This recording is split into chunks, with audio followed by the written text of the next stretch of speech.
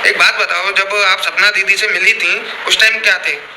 एक सब्सक्राइबर थे, जीजा जी की शादी हो रही थी, उस टाइम आप वहाँ पे मिलने के लिए गए थे।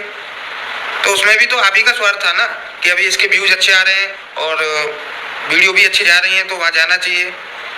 सीवी दीदी जब आप आए थे ना तो आपके 20,000 सब्सक्राइबर थे उस टाइम, आज आपके लाखों में हैं।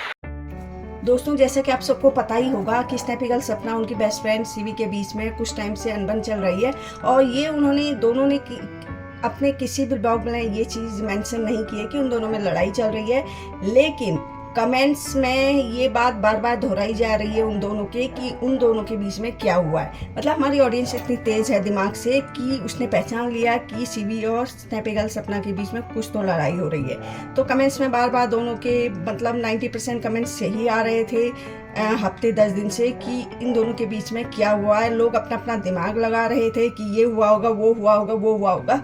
लेकिन स्नैपी गर्ल सपना के भाई ने कल रात को सब कुछ क्लियर कर दिया है अपने ब्लॉग में। उन्होंने साफ साफ बता दिया है कि सपना को सीवी के हस्बैंड ने कोई गाली दी है, और शायद गाली कौन सी थी ये तो हमें नहीं पता, लेकिन बहुत भयंकर गाली होगी जो कि स्नैपी गर्ल सपना ने अपनी बेस्ट फ्रेंड सीवी से अपना रिश्ता हमेशा के लिए तोड़ लिया है। और ये उन्होंने जो रिकॉर्डिंग थी उसमें साफ साफ सीवी के ससुर जी को ये बात कही थी कि वो अब उनके दरवाजे पे कभी कदम नहीं रखेंगी।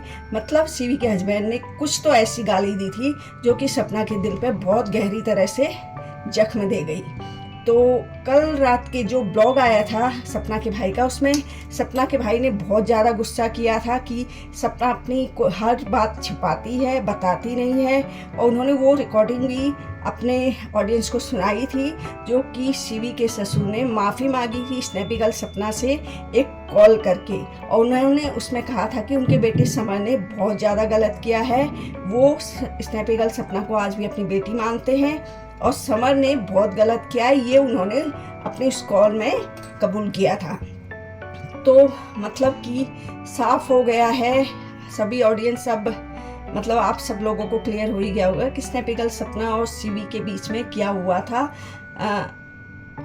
एक ये चीज़ भी थी कि स्नैपी गर्ल सपना ग्वालियर जो आई थी अपने सास ससुर का घर छोड़ के जब आई थी तो वो अपनी बेस्ट फ्रेंड के पास ही आई थी उस टाइम पे।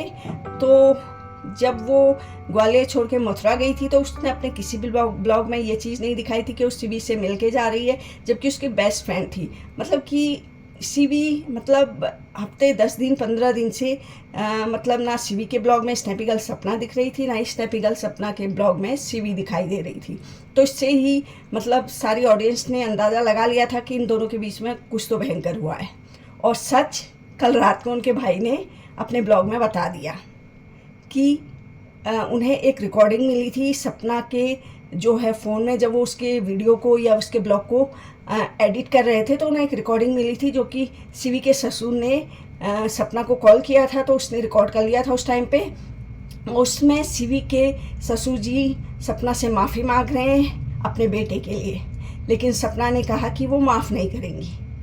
उनकी बात से साफ पता चल रहा था कि समर ने कोई ऐसी गंदी बात कही है या इतनी भयंकर बात कही है कि स्नैपी गर्ल सपना अब कभी भी उनके घर में, यानी कि अब सीवी जो कि उसकी बेस्ट फ्रेंड है उसके घर में कदम रखेंगी।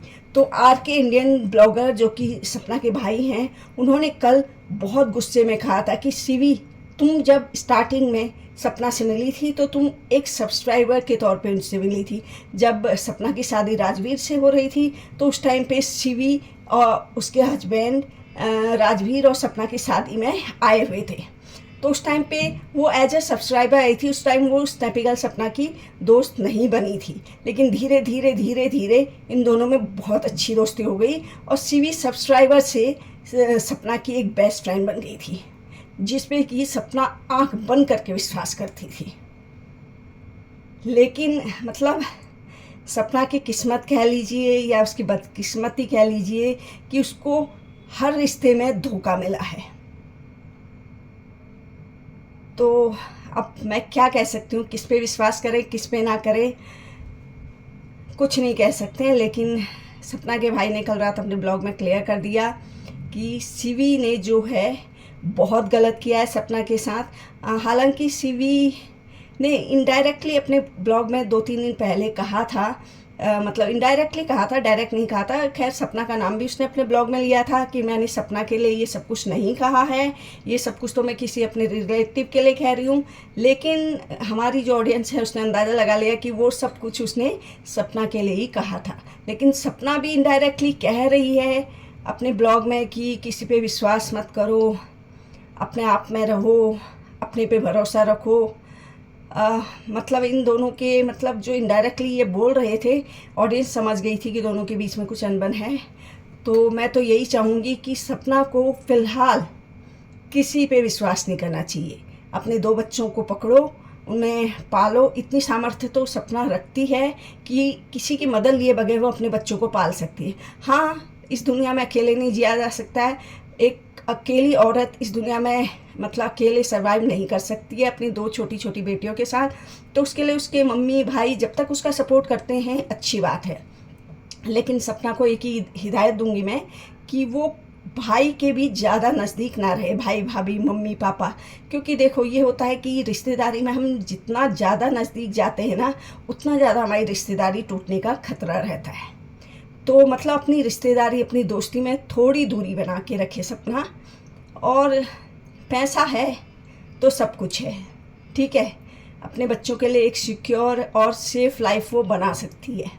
तो मैं तो यही कहूँगी कि फ़िलहाल सपना अपने भाई भाभी मम्मी पापा इनसे भी मतलब एक हद तक ही मिले, ज़्यादा इनके पास ना जाए, ज़्यादा इनको अपने पास ना बुलाए। क्योंकि रिश्तेदारी में जब खटास आती है, बेस्ट फ्रेंड जब ऐसे बिहेव करे तो दुख तो होता ही है। और सपना भी ऐसी कंडीशन है उसकी, मेंटली फिजिकली बहुत ज़्यादा मतलब एक तरह से अगर अभी उसे कुछ भी कहा जाए तो उसके लिए एक टॉर्चर की तरह लगेगा वो। तो सपना को फ़िलहाल अपने को अकेले छोड़ देना चाहिए, अपने बच्चों के लिए सोचना चाहिए, इधर उधर कहीं कोई ध्यान ना दे।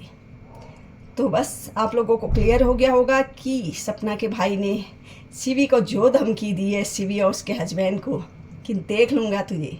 सपना के भी भाई हैं, है ना। तो मतलब ऐसा एक भाई होना चाहिए हमारी लाइफ में।